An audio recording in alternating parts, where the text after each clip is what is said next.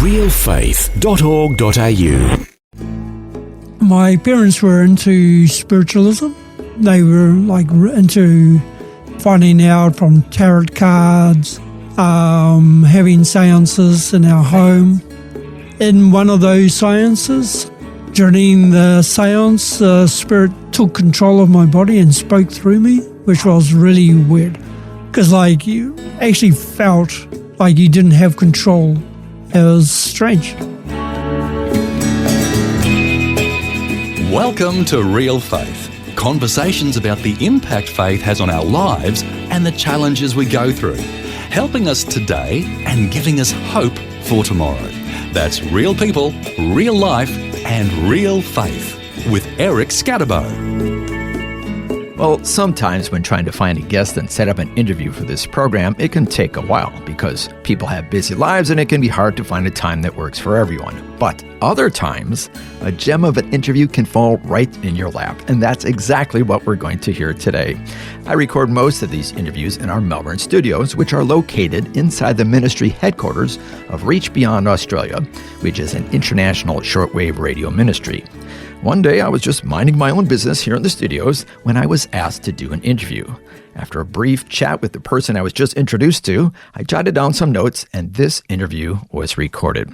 So here now is that spontaneous conversation between myself and David Carter from New Zealand. David Carter, welcome to the program. Great, thanks for having me. Glad to have you with us in the studio, and I just grabbed you a few moments ago out in the lobby. This is true. I was told by Dale Stagg, the CEO of Reach Beyond Australia, this guy's got a story. Interview him. And so because I want to be a nice tenant here in the building, when he says I should do something, right, I listen to him. I've chatted with you a little bit. You do have a great story.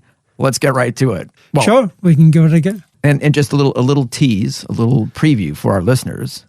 You married your wife in Chile, in South America. I married her in New Zealand. I met her in Chile. I'm already messing up your story, but you know it better than I do. I just heard it a few minutes ago. But see, that's a big story. You got a great story. And I said, I want to know how you met her. And you said that was what? That was an amazing story. And that's what we want to hear. Good. So we're going to get to that as we hear your story today. So thank you for joining us spontaneously. You had nothing to do with this. You were just forced into this room in the corner of the building, forced to share your story.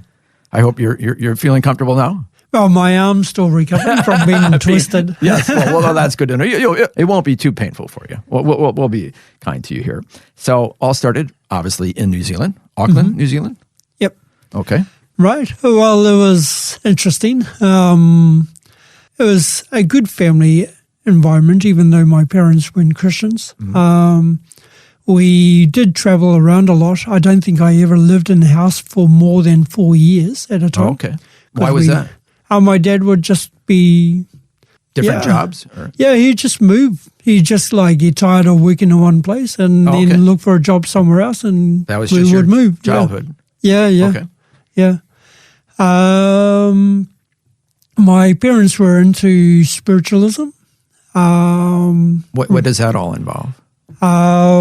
They were into finding out from tarot cards. Oh, okay. Reading, occult? that sort of thing. They're that called. Kind of thing? Yeah.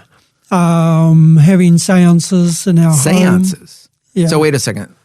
So you're a kid, like 10 years old or something? Mm-hmm. Your parents are busy having seances? Yeah. What was that like? 10 years old, it was Must have been pretty go spooky. with the flow. You're just kind of going with it. Yeah, really. I was like, okay, well, this is normal. It's cool. In one of those seances, I'm not sure if I was only ever in one. There's only one that I remember. So, yeah. What happened? During the seance, the spirit took control of my body and spoke through me, which was really weird. That was really, really weird. Because, you actually felt like you didn't have control. Yeah. It was strange. A voice, correct me if I'm wrong, a voice is coming out of you. Yeah. That's not yours. That's right. That had to really freak you out. I don't know. I guess, yeah. My parents didn't let me be involved after that. I I didn't really think much about it. It was just like something that happened, but it was really strange. Very, very weird. So looking back, did that at least kind of tell you, oh, there's something to the supernatural? Oh, yeah, definitely. I mean, like, believing in the supernatural wasn't difficult.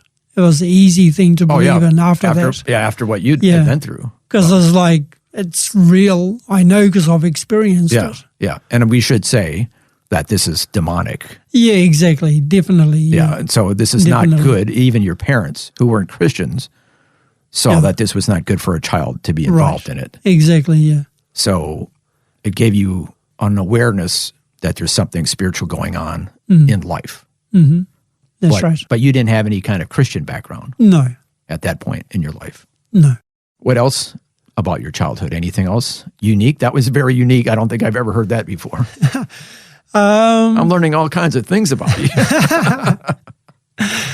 Well, my parents, they did get divorced. Again, strange thing, they got back together again and then divorced again. Oh, married, divorced, remarried to each other. To each other. Then divorced again. And divorced again. Did they ever get back together for a third time? No. I think probably after 2 times it was like pretty concrete. And they've since passed away? Yeah, that's right. They're both passed away now. And your mother became a Christian? Exactly. Yeah. Probably in the early 80s, she started going to church. I would go as well, but I don't ever remember giving my life to the Lord during that time. My sister would go as well. Both my mother and my sister were baptized. So was that before you became a Christian? Yeah, that was before I became a Christian. Did that have any influence on you starting to go to church? I think it did, because by then, like I was going, I would say I definitely wasn't a Christian because I wasn't living a Christian type of life. I was just going to church. And so wait, I'm just trying to put this together in my mind. Your parents were into all this spiritualism and seances and stuff. And then all of a sudden your mother starts going to church. What brought that about? Do you know? No, I don't actually. I don't know how that ever happened. It just did? Just did, exactly. All of a sudden they're going to church. My father never did go to church. Okay. He was always very anti-Christian. And I think that was the reason why my parents divorced, because my dad was very opposed to it. Oh, okay. Now, for you personally, why did you start to go to church? Well, I started going to church because a mate of mine, they had a boarder staying there, and the boarder and my mate's sister would go to church. And they came up and they asked me to go, and I went just because I liked the girl. Okay. Not the most spiritual reason, but yeah. It got you in the door. It got me there. And going to the church, well, there was a picnic, and like everyone was really friendly. And I thought, this is really cool. And so I just kept on going along. Okay. And just fall in love with God. Nearly 18 years old, is that right? Yeah, exactly. Okay. Yeah. Then what happened to your life? Then, like, I felt the call of God on my life. Right away?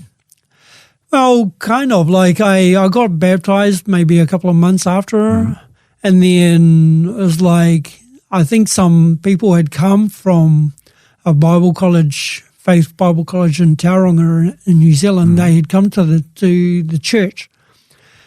And I felt, I want to go there. I found that ministry was something that I really wanted to do. I felt that God's call was You knew that quickly? Yeah. Just a few months after becoming a Christian? Well, I mean, when I had been going to the church prior and I wasn't a Christian, the pastor's son, I think it was, had a dream of me. Oh, yeah. Ministering in the church and the church being completely full. Oh. And then, like in the other church where I actually had become a Christian, one of the youth had a dream, without even knowing anything about the other dream, about me standing on a platform above the church and all the streets been filled with people. A lot And of it was people like, dreaming with you. I was like, wow, it was strange because very similar dreams. Yeah. And without, the people didn't even know each Yeah, other. yeah. They didn't even know about the dreams. So it wasn't anything that I had tried to, I wasn't going around talking about or anything like that. Well, today I'm having a spontaneous chat with David Carter from New Zealand in our Melbourne studios. As we just heard, David Carter grew up in a family where his parents dabbled in the occult. Later, when he was a young adult, he became a Christian, and nobody had to convince him about spiritual warfare because he had experienced it for himself. Next, we'll hear more of David's story, and we'll find out how he ends up in South America, where he meets his future wife. All that and more is coming up when we return right here on Real Faith.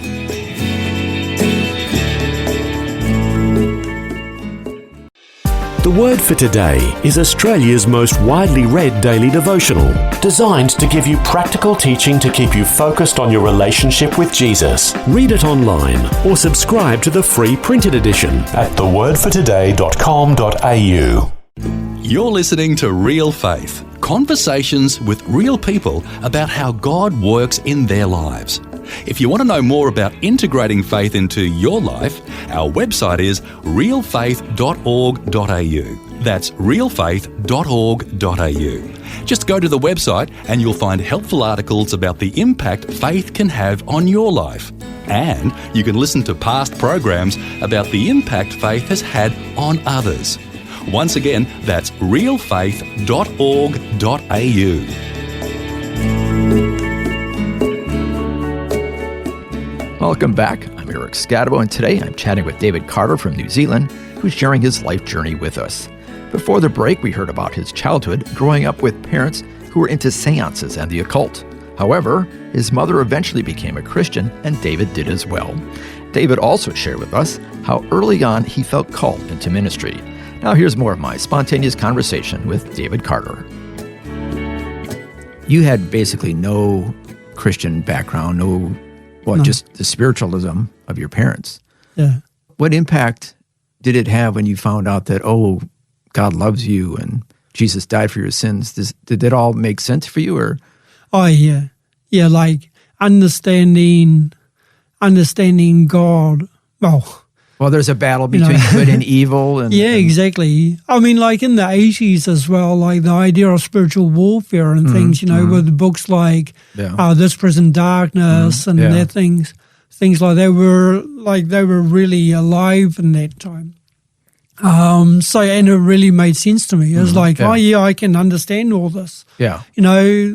Reading the book This Prison Darkness and seeing the things that it was talking about, I was like, oh yeah, I can relate because I've been there. Yeah, you know better than most.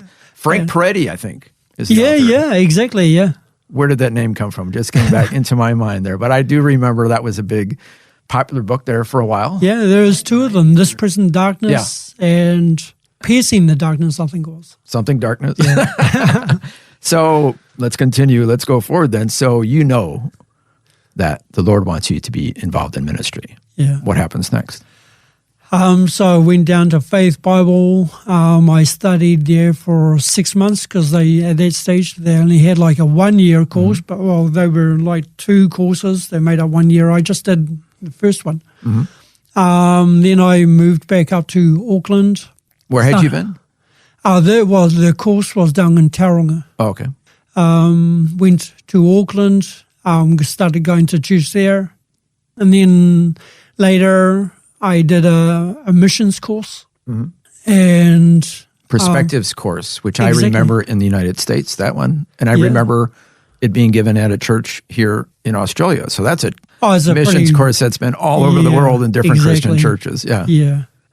Which is basically, we should say, it's like an introduction to missions. Exactly. Yeah. It's got excellent concepts about how missions should work.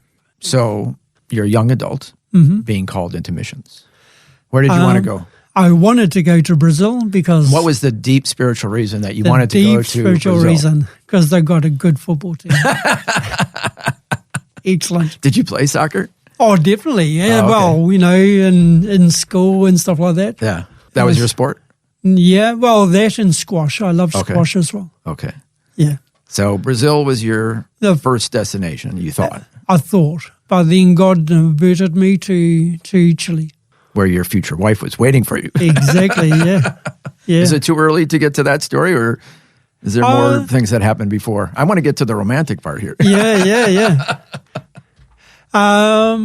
No, that's probably, I had done, after that was it after or before? Before that. I had gone to China to... Oh, did you really? Oh, so that was in your first trip. Smuggling. Yeah, smuggling Bibles into China from we Hong should Kong. clarify smuggling Bibles. You weren't just smuggling. Yeah, smuggling, yeah. I like to tell people that I smuggle. And then you clarified that it was Yeah. Bibles and not then something they fall illegal. over laughing. Oh, very good. Very good. Thank you for clarifying that. Yeah. So you had made several trips. I had done that one. I also was involved with outreach in New Zealand called Rise Up New Zealand, which was a ministry for about 6 months where they sent teams all through New Zealand, and I was in the drama team, Oh, okay. and we were based you're in in all the kinds of South ministries. Island. Yeah, it was fun. It was a really good time. Yeah. A lot of learning. So how did you eventually get to Chile?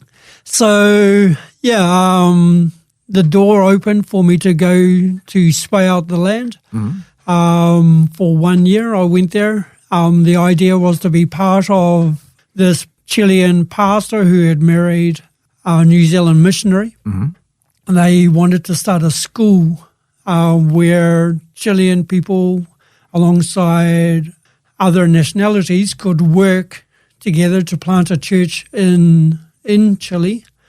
So kind of an international church, is that the idea? Well, yeah, it was kind of International / local Chilean. Exactly, yeah. Okay. Yeah, it was more to give the Chilean guys an experience alongside other nationalities. How did you even know about this? Because, it was my pastor from the missions, from the church here in New Zealand. Oh, okay. Yeah. And I had met the guy because there was a group of Latin Americans in our church that I was going to, and he had come to speak once. So this is something I'm just learning about. There is a Latin American community, a growing Latin American community in New Zealand. In New Zealand. Oh, that's. But in I was going to say Argentina, in Australia it's even bigger. So. Oh, is that right? Oh, yeah, the community here is huge. I need to find this church. Oh, there's lots of them. There's probably a couple here in Melbourne. Okay, well, we'll chat about that. After this interview, we'll have to look into that. So you go to Chile. I go to Chile. At the beginning, a mate of mine from New Zealand was getting married to a Chilean girl.